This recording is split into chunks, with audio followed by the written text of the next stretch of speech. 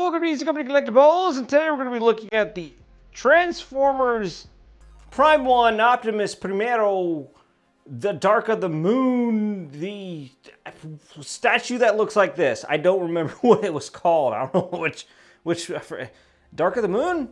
I'm pretty sure. But anyway, if you haven't already, check out ComicConcepts.com, where you can get all your best favorite little toys and things, this, that, and the other, and look at that down there, and whoa, look at there, and look, that's a Predator custom head, you can't get that, but this too, all at one place called ComicConcepts.com. Link is in the description down below. So here we have Optimus Primero. I don't know which one this is. I'm pretty sure it's the Dark of the Moon. I'm sorry, you guys. I got some of these pieces in a while back, and now I'm just doing reviews. I'm trying to catch up here. So, as we go on, and we're going to start at the base. The massive, giant base. I cannot get over how big the base is in comparison to its body. I mean, look at Sauron, how massive he is, right? The base is not even that big. Why, oh why, did Prime 1 go this route of having the bases super massive? I don't know. I feel like they could have went many different directions. If you see life-size busts, and then Prime 1 bases. Awkward. I don't know. But it is what it is. They went with what they went with. Cool. Whatever. So, the base is big, but it is nice. It is very nice. Even down to the very teeny tiny little details. Everything looks good. I mean, paint apps is controlled. Everything is nicely done, weathered. It looks like weathered steel, to be honest. It doesn't look like any plastic or resin or polystone. And this is all mostly polystone. This one I think is like plastic. But this whole thing comes off. It's a magnetic thing. I'm not going to pull it off because I will break something. But as you can see, it's pretty nicely done. I have it on a little spinny thing, so it can at least have some movement in case I want to be like, oh, look at the back or look at the rear or whatnot. But this thing was pretty hard to assemble. I wouldn't say hard. It was just like a Lego piece. Here we have, I believe what his name was, Grimlock. His head that got split in half during the big fight scene with Megatron and all the other boys. This is his head split in half, and I want to say this is more like a vinyl-y material, like, you know, bendy plastic. But I want to say it's very nicely done as in detail-wise, because, oh my gosh, look at the details galore in there. Look at all that. That is amazing.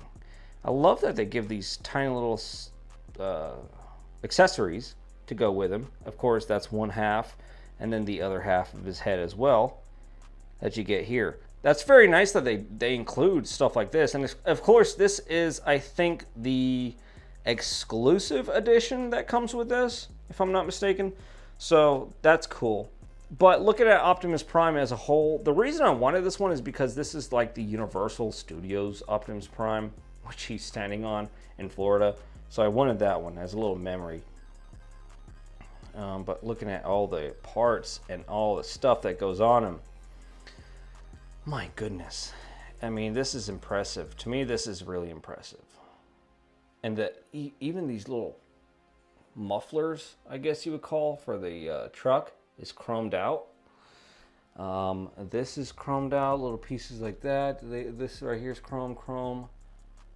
Very nicely done as far as paint apps go.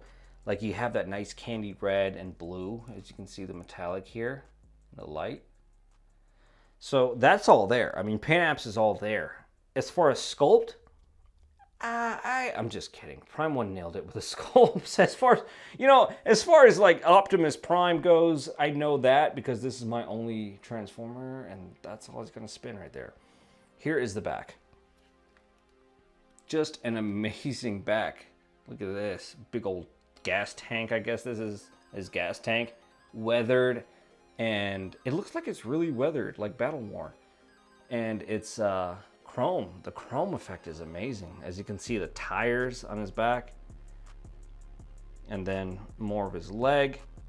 And then this was challenging a little bit because each and every single piece is like individual, like little pieces and stuff. You can see a little bit of it.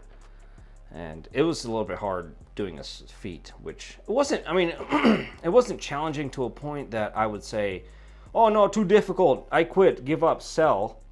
It was just challenging at a point where it's fun. But if you're a person that doesn't have time, it's not fun. But, you know, I love these things, so it's fun. It also comes with these weird hooks. I think the exclusive or the DX edition comes with these hooks. I don't have them displayed on right now because I love this look. Came in 2 boxes, 2 big boxes. This is his little energy sword with Cybertronian writing, I guess you would call it, which looks like Hindu writing. It does. But every little detail and paint app is awesome. He does come with a swap out head. So he has this one, which is open talking mouth. And then the one that has a closed battle head. Now this is kind of weird. You just kind of like, it's kind of like floppy. I don't know if that's just to allow more articulated freedom. But it's just weird. I don't know. It's nothing to be like concerned about. But it's there. I don't know. Proportion wise, does his head look a little too small? Or is that just how Optimus Prime looks? I feel like his head looks a bit small, but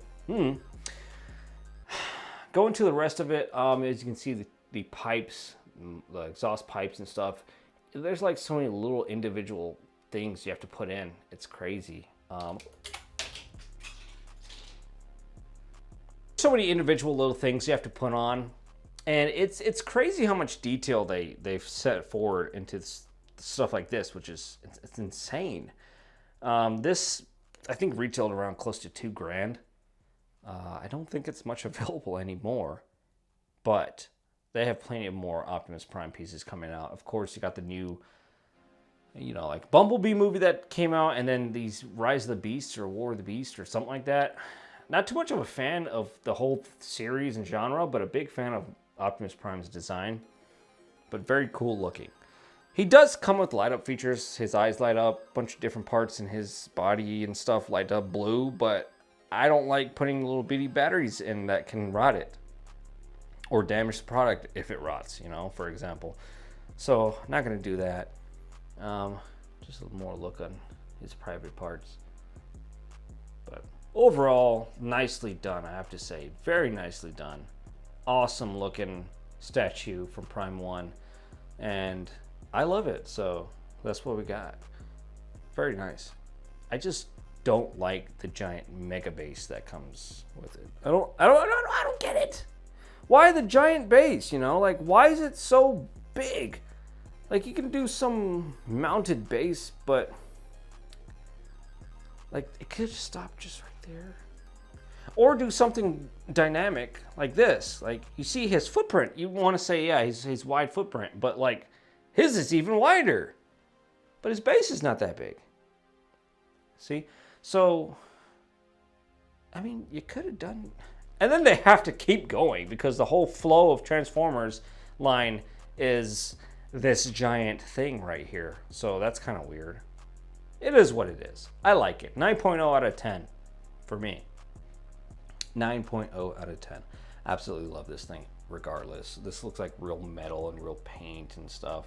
Real weathering. Everything's fantastic on this thing. And the piece came out a few years ago, I want to say. So, I mean, at that age, you're still getting...